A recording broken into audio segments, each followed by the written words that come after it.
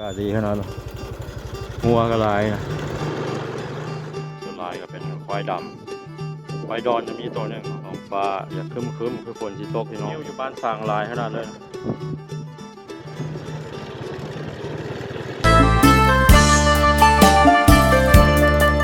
สบายดีมาเที่ยวกับสอนอ่อนทัวร์พาเที่ยวตลาดเบิงธรรมศาสตร์ สบายดีพี่น้องวัดสู่ทุกคนตอนนี้บ่าวสอนอยู่ที่บ้านห้วยล้างมือเมืองท่าแขกแขวงคำม่วนที่มีสิพาพี่น้องเขาเลาะเที่ยวชนบทลาวคือเก่าเนาะที่ปลายทางคนละวันสังนาคอมเบิ่งทงไทยทงนาเบิ่งวัวเบิ่งควายพี่น้องเบิ่งวิถีชีวิตนี่คือทางเข้าไปทางบ้านนาบึงบ้านสังออกสู่บ้านนาคอมยินดีต้อนรับเข้าสู่แหล่งท่องเที่ยวทางวัฒนธรรมพระเจ้าองค์แสนวัดแสนบ้านสังพี่น้องบ้านสังเป็นบ้านใหญ่เป็นบ้านท่องเที่ยวทางด้านวัฒนธรรมนี่พระพุทธรูปองค์แสนพี่น้องพระใหญ่ประจำวัดประจำบ้านเพิ่นครับเป็นบ้านใหญ่หลายห้อยหลังคาเรือนของบ้านสังนี่คือเขตบ้านนาบึงเป็นเขตถนนไม้แต่ก่อนเป็นคุมลายบ้านนาบึงก็เป็นบ้านหนึ่งที่สวยงามตั้งอยู่ติดแคมป์ทงนาพี่น้องก่อนที่จะฮอดบ้านสังก็ต้องได้มาผ่านบ้านนาบึงก่อนแห้งแรงขนาดพี่น้องอันนี้คือทงนาบ้านนาบึงแถวนี้งัวควายหลายพี่น้องต้นงิ้วพี่น้องบรรยากาศอยู่ใจกลางบ้านนาบึง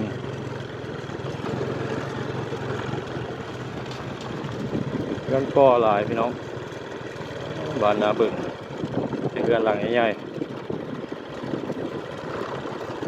ๆตรงหน้าบ้านนาบึงพี่น้องโอ้บรรยากาศดีขนาดนั้นงัวก็หลายนะหลังน้อยๆเนี่ยคือเราเข้านะพี่น้องควายกำลังเล็มหญ้าเล็มเขาเฟืองอยู่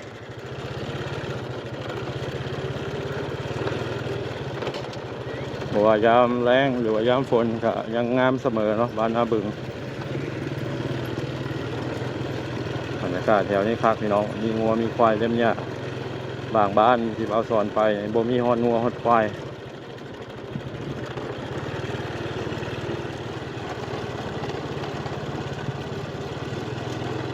ตอนนี้อากาศเริ่มร้อนอบอ้าวแล้วพี่น้อง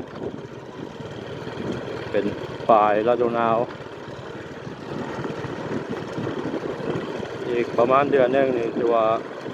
ร้อนเต็มระบบละใกล้จะฮอดปีใหม่ลาวพี่น้อง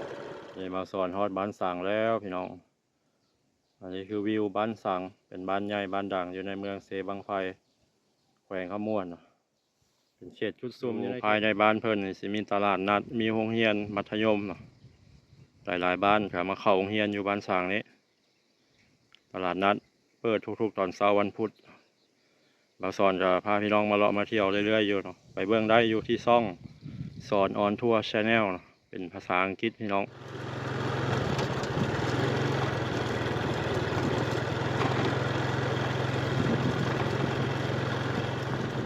ว่างัวเพิ่นจะปล่อยแบบธรรมชาติเลยพี่น้อง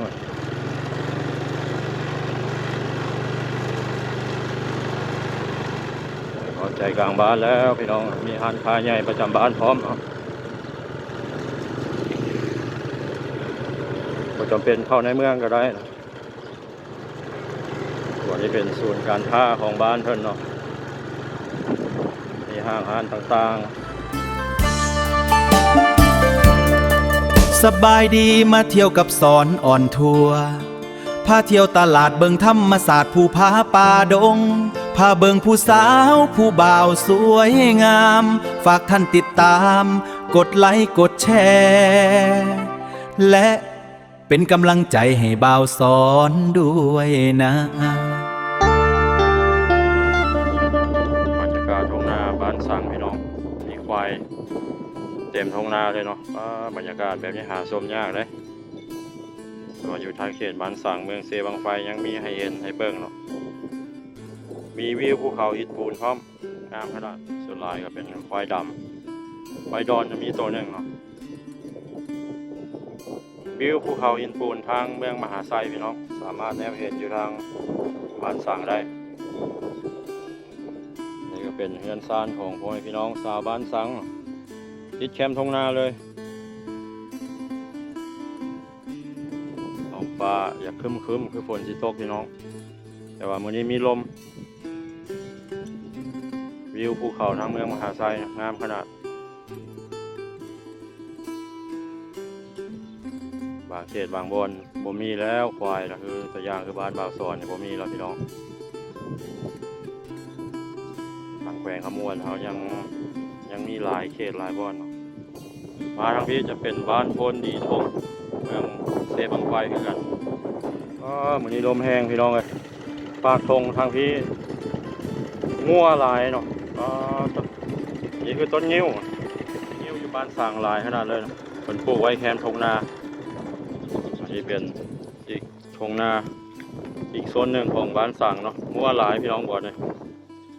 ก็มีควายนำตัวลายเลย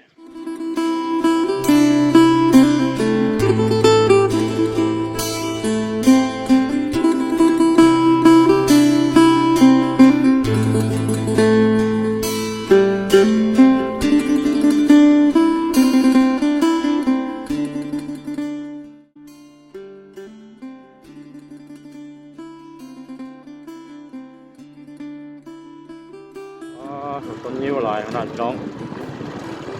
อาจจะฮอดละ50-60 ต้นมีทางไปบ้านโพนดีทงคนส่วนหลายบ่ค่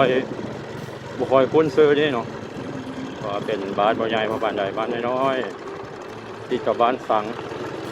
ติดกับบ้านเสียงแลแล้วก็บ้านหนองพังหลายพี่น้องที่อาศัยอยู่เขตนี้จะเป็นชนเผ่าลาวนับถือศาสนาพุทธบ้านโพนดีทงนี่ก็งามคือกันนะพี่น้องมีงัวมีควายหลายติดอยู่แคมป์ทงนาหัวเขาเจ้าเนี่ยคลาสสิกขนาดเป็นยังไซไม้แล้วมาเฮ็ดหัวเสาดินคอนกรีตนี่บ่ค่อยมีโอ้งามพี่น้องบ้านโพนดีทงมีต้นงิ้ว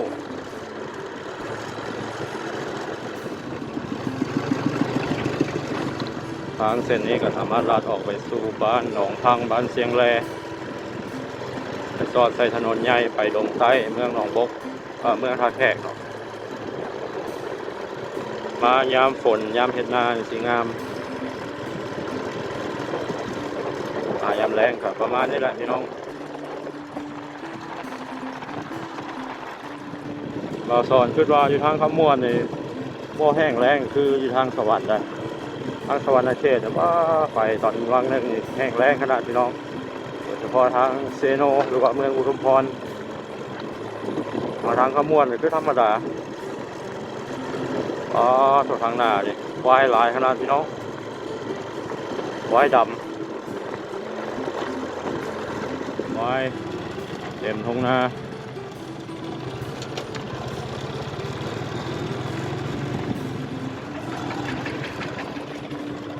อากาศวิถีชีวิตชนบทลาวพี่น้องควายยังหลายขนาดน่าจะเข้าเขตบ้านอัน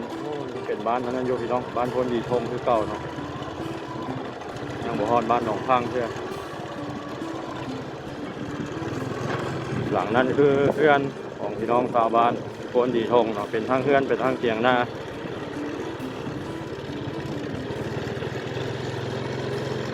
โตใหญ่โตตุ้ยพี่ๆเนาะพี่น้อง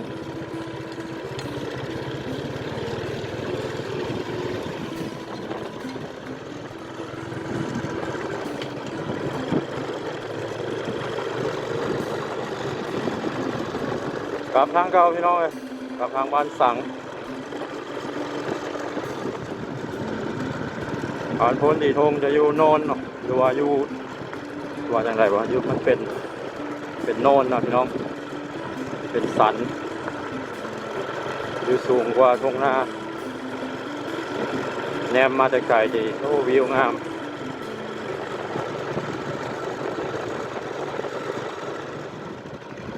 เบิ่งลานทราย